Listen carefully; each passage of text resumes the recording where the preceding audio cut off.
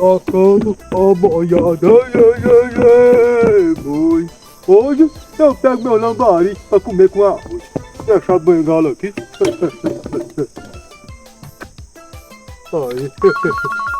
Quem tá ligando pra mim uma hora dessa, meu Deus? Quem tá ligando? Ó, é meu neto, mané. Ô, mané, o que você quer? Benção, vô. Deus te abençoe. Aonde você tá? Eu tô aqui na ponte pegando os lambari. Nossa, o filho do fazendeiro chegando aí. Eu não tenho medo de fazendeiro, não. Aqui não é Zé e Maria, não, viu? Tchau. Olha lá pra você. Achando que eu sou o quê?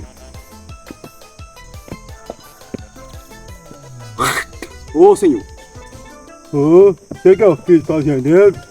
sou eu mesmo. E aqui não pra pescar, não. Eu pesco aqui na hora que eu quiser. Você acha que eu sou o Zé que você fica correndo? Ah, tá. Pesca na hora que quiser, né? Deixa eu experimentar esse cartucho aqui. Enquanto você tira o cartucho, vou experimentar essa garrucha pra ver se ela é boa mesmo, viu? Não, senhor. Você pode pescar sossegado, viu? Vou lá. Correu, correu, tá vendo? Volta aqui, irmão. Você não é o brabão? Corre, corre.